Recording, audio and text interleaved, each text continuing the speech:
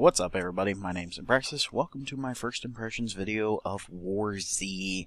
Now, you're going to be seeing a lot of DayZ footage up on your screens. Just keep your eyes happy while I'm talking about a few picking points, a few positive points, and talking about the game in general. Now, if you don't know what WarZ is, it is an MMO zombie survival game.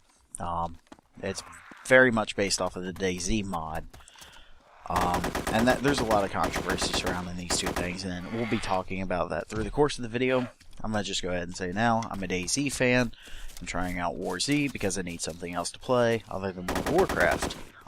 You know, just something to play in my downtime in the wee hours in the morning, what have you. But let's go ahead and get in the review.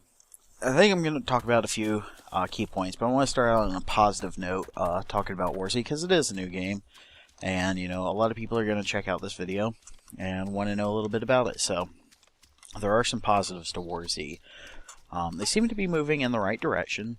The barricade system in the game is quite interesting. Being able to barricade yourself up in a building, etc. I guess technically build a base if you have enough material, but the barricades and such are very, very rare and very hard to find. In fact, I have yet to see one, even though I've played for a little over 20 hours on one character. Now, I don't actually have the same character because I kept having to delete it because they have the stupid 1 hour revival time for your character, and quite honestly, I don't think the experience tree or talent tree or whatever you want to call it is compelling enough to actually make me want to play the same character over and over again and wait that hour. But other positives about WarZ is very visually appealing. It looks very good, especially on Ultra. However, there are some picking points there, and I'll get into that. As far as other positives, there really aren't too many. It is an alpha, and I understand that. I've played plenty of alphas. I've played plenty of betas. I know how this process goes. Alpha is broken. Beta is broken. Sorry, I have the sniffles today. But I think what I really want to talk about here is, or the first thing I want to talk about here is map size. Now they claim, the WarZ developers, and in fact this is like such a no-name company that I don't even know who's developing WarZ. I just opted into the beta because, you know, I was a huge DayZ fan. I really wanted to play another DayZ-esque game, so that's what I did. But let's talk about the map scale. They claim that it is bigger than Chernarus. And it might actually be. That's yet to be determined because we only have access to 30% of the map. But from that 30% of the map, I could tell you it feels really, really, really small. Like, it just feels tiny as hell. Like, you can go from a small town, and I wish I could show you footage. I can't do that till November 5th because of the NDA, but you can go from one small town to a medium-sized city in 2 sprints, basically like 2 minutes. You know, as far as, you know, if it is bigger than Chernarus, it at the moment feels really, really small.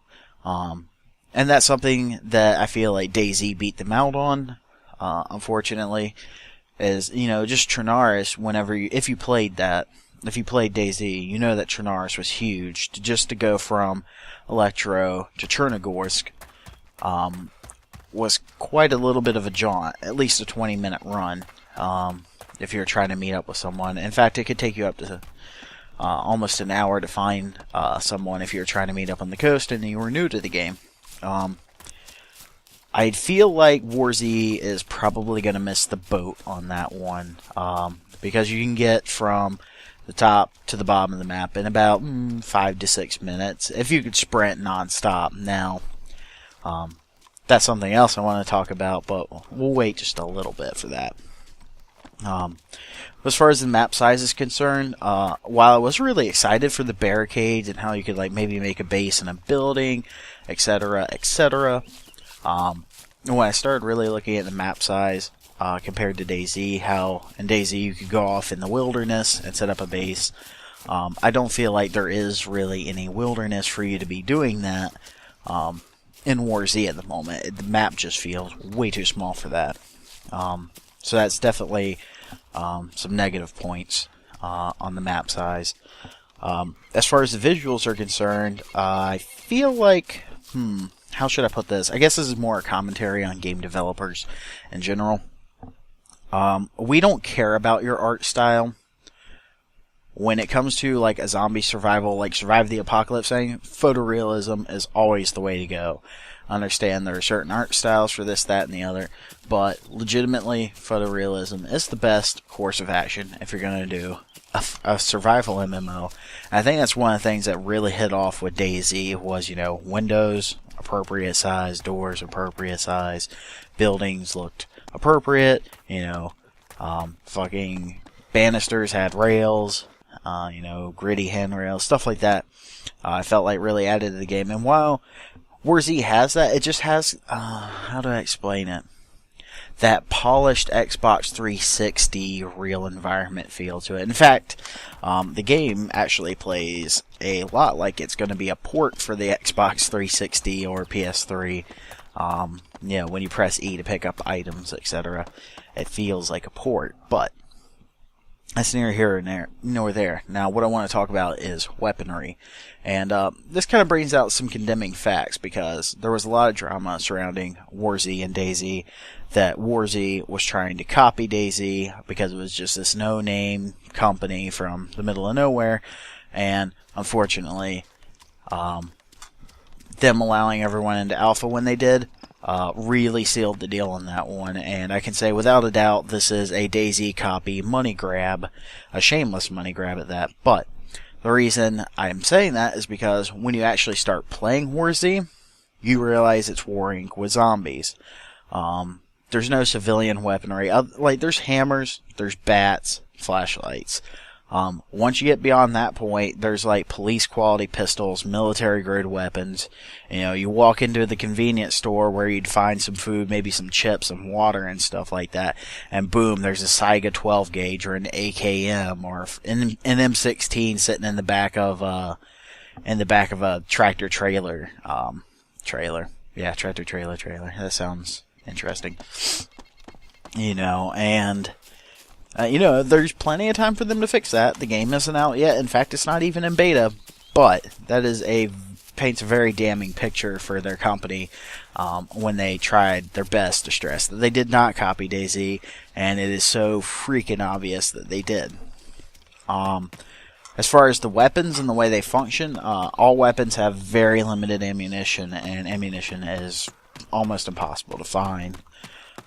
It's just kind of a rare spawn. You could walk by a car and see a little blue box, and there's some shells for a shotgun, but not the Saiga 12 gauge, some other shotgun that I don't have yet to see in the game. You never see crossbow bolts, that kind of thing, but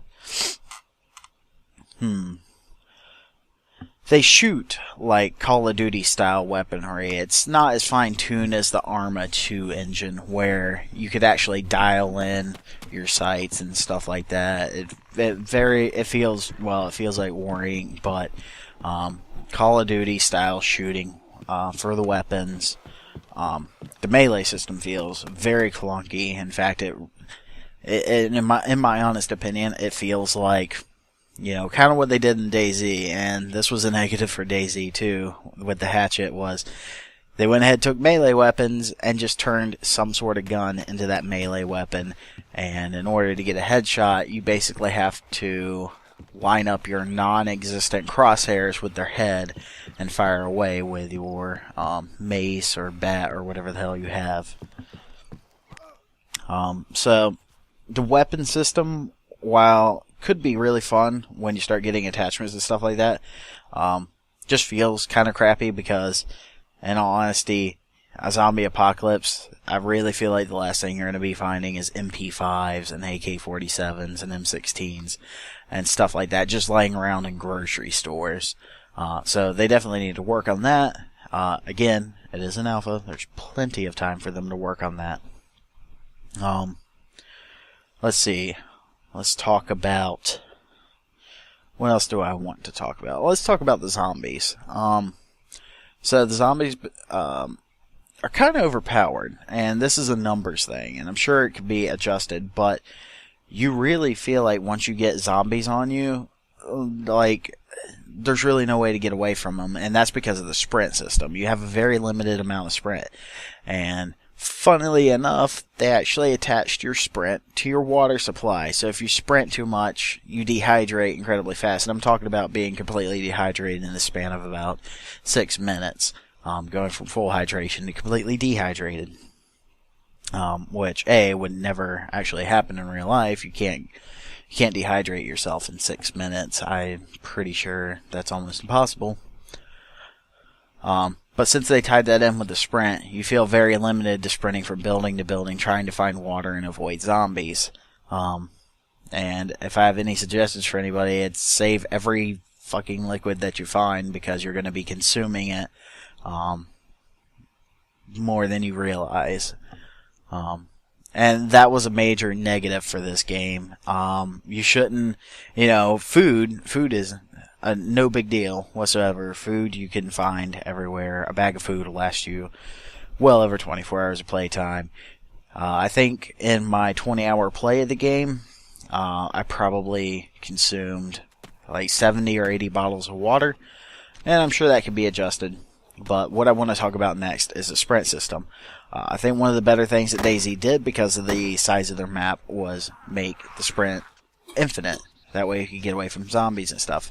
They decided not to do that more. They put in like a stamina fatigue system for sprinting, which was, like, when you actually look at the sprint system, it doesn't even feel like it was meant to like help you die or help zombies catch up to you. When we're talking about map size, it actually feels like the sprint system was put in so you couldn't cross the whole map in under 10 minutes. So that's a kind of non-redeeming quality. What else should I talk about here? As far as the combat's concerned, it's very fast-paced. Basically everything one-shots everything. Some dude can come up and one-shot you with a flashlight. Again, it's a numbers thing. Plenty of time to change, but I've never seen anybody die from getting hit in the face with a flashlight once, so I do think they need to go ahead and fix that. There's no vehicles in the game yet, and in fact, I don't feel like they should add them because the map's not big enough for vehicles. I mean, if I can sprint across the entire thing in about 15 minutes, I don't need a vehicle to get across it. I can just run. So give me unlimited sprint. I'll be fine.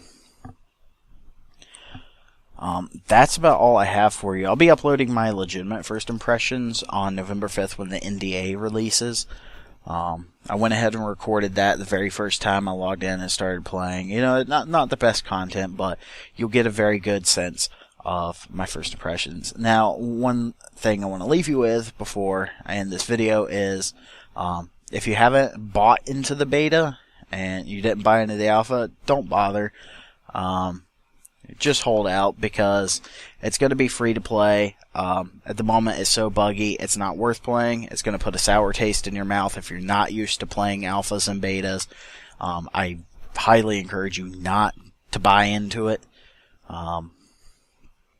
Other than that, I'll be keeping you up to date. I'll let you know if this is actually going to be worth any kind of time investment at all. So, this has been Anbraxas, and I will catch you later.